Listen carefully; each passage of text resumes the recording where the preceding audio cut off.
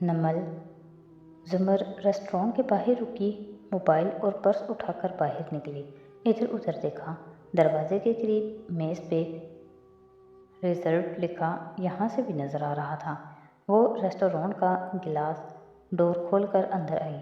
Waiter से इस मेज़ के मुतालिक पूछा। ये मालूम होने पे कि वही उसके नाम रिजर्व्ड है, वो वहाँ बैठ गई। फिर घड़ी देखी, वहाँ अभी तक कोई नहीं था। उसने कॉफ़ी ऑर्डर की और फिर उंगलियां आपस में मसलते हुए इंतज़ार करने लगी। क्या वो वाकई ठीक कर रही थी? क्या वाकई उसे फारिस के एलबाई से मिलने यहाँ आना चाहिए था? असूलन तो फारिस को चाहिए था कि वो इस लड़की को उससे मिलवाने लेकर आता, लेकिन कोई बात नहीं, वो अपनी मोहब्बत तमाम कर ले।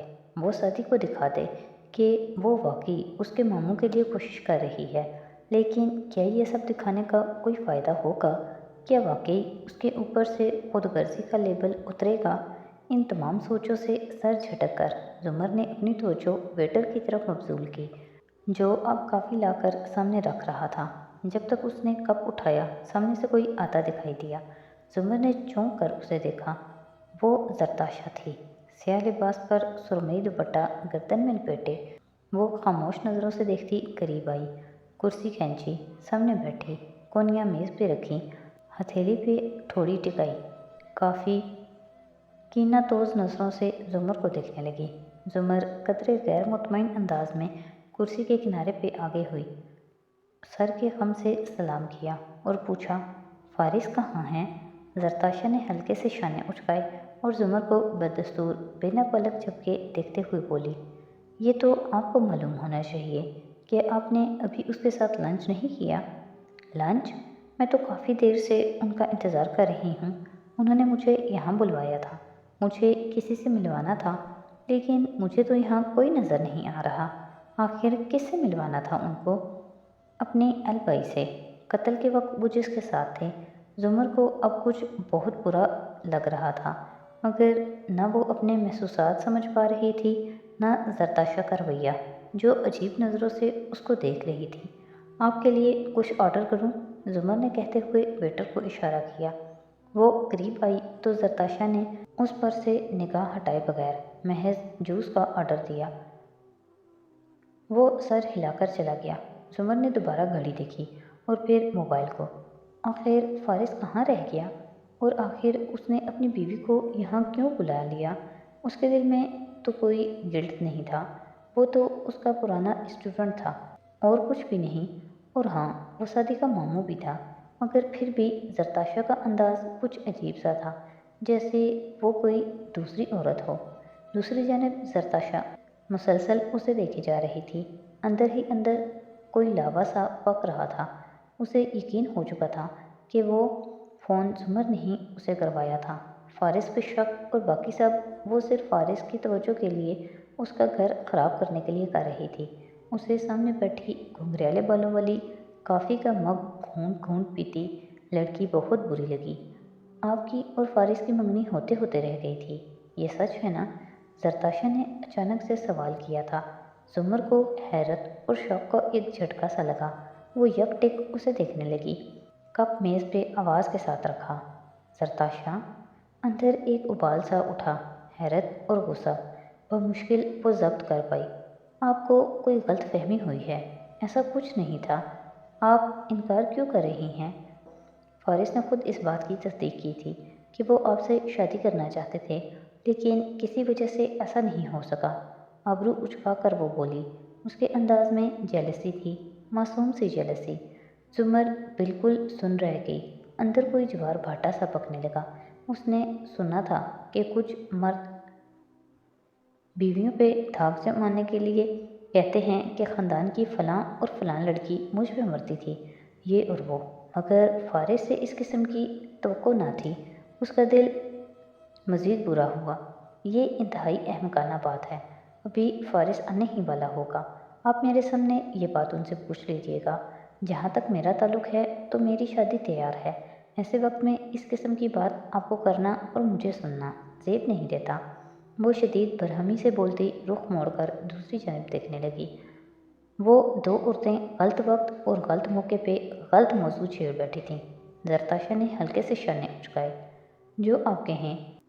वक्त गुजरता जा रहा था और फारिस का कोई नामो निशान न था। जुमर ने कोई 10वीं दफ़ा घड़ी देखी, फिर सर्द लहजे में जरताशा को देखते हुए बोली, मुझे नहीं मालूम था कि फारिस इस वक्त और वादे का इतना कच्चा है। इस वक्त उसको यहाँ पर होना चाहिए था। मुझे और भी बहुत सारे काम करने हैं। मैं नहीं जानती वो किधर है। जरताशा अब के ज़रा मुदाफ़ियाना अंदाज में बोली, मुझे तो इनफैक्ट पता भी नहीं था कि वो इधर आ रहे हैं। मैं तो यहाँ शॉपिंग करने आई थी, आपको देखा तो इधर आ गई। वो लम्हे भर को रुकी। अब उसे ख्याल आ रहा था कि अगर फारिस इधर आ गया और उसे यहाँ देखा तो फिर किस तरह वजाहत कर पाएगी। क्या पता जुमर ने यह सब उसको फारिस की नज़रों से गिराने के लिए किया हो। लहजे को ज़रा धीमा करके उसने बात जारी रखी, कल उन्होंने जिक्र किया था कि उन्हें आज आपसे मिलना है, इसीलिए मेरा ख्याल था कि वो यहीं आने वाले होंगे। जुमर ने उसकी बात को कोई अहमियत नहीं दी। वो उसी तरह नज़रअंदाज किए दूसरी जानब देखती रही। उसकी फजूल और अहमकाना बातों पे अभी तक उसे गुस्सा आ रहा था। अगर वो कोई मजाक था तो बहुत बुरा मजाक था। और तभी फ़ोन की घंटी बजी। फारिस का नंबर आ रहा था। जुमर ने कॉल उठाई और खुश लहजे में बोली, आप किधर हैं फारिस? मैं आपका कितनी देर से इंतज़ार कर रही हूँ। चंद लम्हे खामोशी छाई रही, फिर आवाज़ भरी, जुमर आई एम सॉरी। हाशिम ने लैपटॉप पे उभरते अल्फाज सुने और थकते थकते अंदाज में सर कुर्सी की पुश्त पे गिरा दिया। जी आप नहीं आ रहे? जुमर ने कहा, मगर यूँ लगता था वो सुन नहीं रहा। वो कह रहा था जो उसे कहना था। कुछ अजीब था उसके अंदाज में, रुक रुक कर बोलता, बेतासुर सा अंदाज। मुश्तबा, ऑटो मैकेनिक, मैं तुम्हारे करीब ही हूँ जुमर, लेकिन मैं यहाँ पर नहीं आ सकता। ये मेरी मजबूरी है। मुझे तुम्हें अपनी एलबाई से मिलवाना था, क्योंकि सिर्फ तुम ही हो जिसे मेरे कातिल होने पे शक है, मगर मेरे पास कोई एलिबाई नहीं है। जुमर धक से रह गई। उसने बेइख्तियार फ़ोन को घूरा और फिर दोबारा कान से लगाया। फारिस, मुझे बिल्कुल समझ नहीं आ रहा कि आप क्या कह रहे हैं। उसे कब शक था फारिस पे? वो सवाल जवाब तो तफ्तीश का हिस्सा थे। वो क्या बुरा मान गया था? हाशिम मेज़ का सहारा लिए कुर्सी से उठा और फिर उसी कुर्सी के कदमों में अकड़ू बेदम सा बैठ गया। मेज़ की ओट में छुपकर सर दोनों हाथों में गिरा लिया। मगर फारिस जुमर की बात सुनने के लिए भी नहीं रुका। वो कहे जा रहा था, और चूँकि मेरे पास कोई एलवाई नहीं है तो इसका एक ही मतलब है कि वारिस काजी का कातिल मैं ही हूँ, और मैं उसे वाकई नहीं मारना चाहता था, लेकिन मुझे ऐसा करना पड़ा क्योंकि वो मेरी बीवी के साथ मिलकर मुझे धोखा दे रहा था। जुमर का दिमाग भग से उड़ गया। उसने बेयकीनी से सामने बैठी जरताशा को देखा, जिसका जूस आ गया था और वो स्ट्रॉ उसमें घुमा कर कुछ मिक्स कर रही थी। मगन सी फारिस की बात पर उससे ज़रा ज़रा जलन का शिकार, मगर फिर भी उसके चेहरे पे मासूमियत थी, बचकाना अंदाज। फारिस, आप अब कहाँ हैं? उसे लगा वो मजाक कर रहा है। हाशिम इसी तरह बंद आंखों को उंगलियों से मसलता सर घुटनों में दिए बैठा रहा। कुर्ब सा कुर्ब था। आई एम सॉरी जुमर, मगर मैं वहाँ हूँ जहाँ मुझे होना चाहिए। मुझे अपनी बीवी और अपने भाई दोनों को ख़त्म करना था। ऐसा किए बगैर मुझे कभी सुकून नहीं आएगा। और हर चीज़ सही जा रही थी। मैं सारा शक वारिस के मुतल्लिका केस पे डालने में कामयाब हो रहा था, मगर मुझे ऐसा लगा कि तुम्हें मुझ पे शक है, तो मैंने सोचा कि मैं शक की तस्दीक कर लूँ। मैं तुम्हें बता दूँ कि मेरे पास कोई एलबाई नहीं है। तुम इस केस की प्रोसिक्यूटर हो। सिवाय तुम्हारे हर कोई ये समझता है कि वारिस गाजी कत्ल केस में सबसे ज़्यादा भाग दौड़ मैं कर रहा हूँ, तो मैं बेगुनाह हूँ। सिवाय तुम्हारे कोई भी मुझ पे शक नहीं कर रहा। अब ऐसी सूरत में जबकि तुम वारिस गाजी के मुतल्लिका फाइल्स निकलवाने के लिए कोर्ट से आर्डर लेने जा रही हो, अगर कोई तुम्हें गोली मार दे तो सबका शक इस मुतल्लिका केस तक जाएगा जिसकी वारिस तफ्तीश कर रहा था। फारिस गाजी पे कभी कोई शक नहीं करेगा, और रही जरताशा तो तुम असल टारगेट समझी जाओगी, और वो सिर्फ कोलेट्रल डैमेज। फारिस, आप क्या कह रहे हैं? मुझे कुछ समझ नहीं आ रहा। फारिस, क्या आप मेरी बात सुन रहे हैं? जुमर ने घबरा कर बमुश्किल कहना चाहा। उसके इर्द गिर्द जैसे धमाके हो रहे थे। हाशिम ने आंखें खोली। उसे मेज़ का अंदरूनी खला नजर आ रहा था। اندھیرا گھٹن اس نے پھر سے آنکھیں بند کر لیں، سر مزید اندر کر لیا۔ اوپر رکھے لیپ ٹاپ سے آوازیں بدستور آ رہی تھیں۔ زمر، میں تمہیں کال کر کے صرف ایک بار معذرت کرنا چاہتا تھا۔ میں بالکل بھی ایسا نہیں کرنا چاہتا تھا، مگر میں مجبور ہوں۔ مجھے معاف کر دینا، لیکن تمہیں بالکل تکلیف نہیں ہوگی۔ میں تمہیں صرف ایک گولی ماروں گا، صرف ایک گولی، دل میں، اور پھر سب ٹھیک ہو جائے گا۔ زمر کرنٹ کھا کر اٹھ کھڑی ہوئی۔ فون کان سے لگائے اس نے بدحواسی سے ادھر ادھر دیکھا۔ زرتاشا بھی سر اٹھا کر اچنبھے سے اسے دیکھنے لگی۔ ریسٹورانٹ تقریباً ویران تھا۔ اس کے پار اونچی بلڈنگز تھیں، ہوٹلز تھے۔ یہیں سامنے والے ہوٹل میں تو فارس نے اسے بلایا تھا۔ پھر اچانک سے چینج آف پلان، اچانک سے سب کچھ۔ وہ بالکل بھی سمجھ نہیں پا رہی تھی، اور فارس کہے جا رہا تھا، میں یہ سب اس لیے بتا رہا ہوں کیونکہ میں جانتا ہوں یہ میری تم سے آخری گفتگو ہے، اور اس ساری گفتگو میں تمہیں اپنی حقیقت بتانا چاہتا تھا زرتاشا، اور تمہارے مرنے کے بعد میں جانتا ہوں مجھے سکون نہیں ملے گا، لیکن کم از کم میں اس قانونی کارروائی سے بچ جاؤں گا۔ آئی ایم سوری زمر۔ فارس، تم کدھر ہو؟ پلیز مجھے بتاؤ، میں تمہاری مدد کروں گی، جس طرح بھی ہوا میں تمہاری مدد کروں گی۔ زمر بے چینی سے جلدی جلدی کہے جا رہی تھی۔ حالات کی نزاکت بھانپ کر اسے جو بھی کرنا تھا جلدی کرنا تھا۔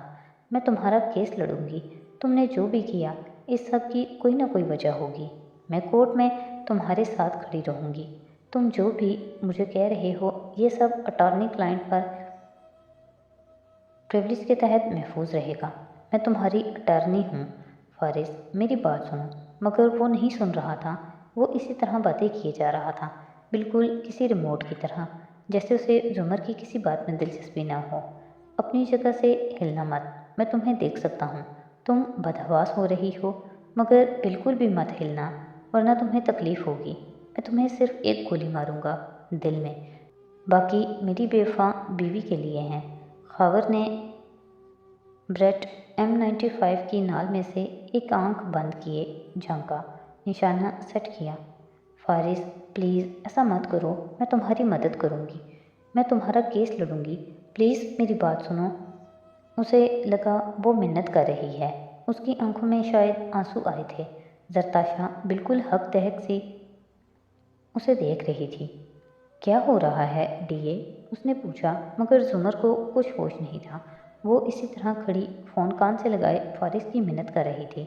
پلیز فارس، میرے ساتھ اس طرح مت کرو، تم ایسا نہیں کر سکتے، تم ایک اچھے انسان ہو، تمہارے اندر اچھائی ہے، ہر شخص کے اندر ہوتی ہے، ہمیں صرف اس کو باہر لانے کی ضرورت ہوتی ہے۔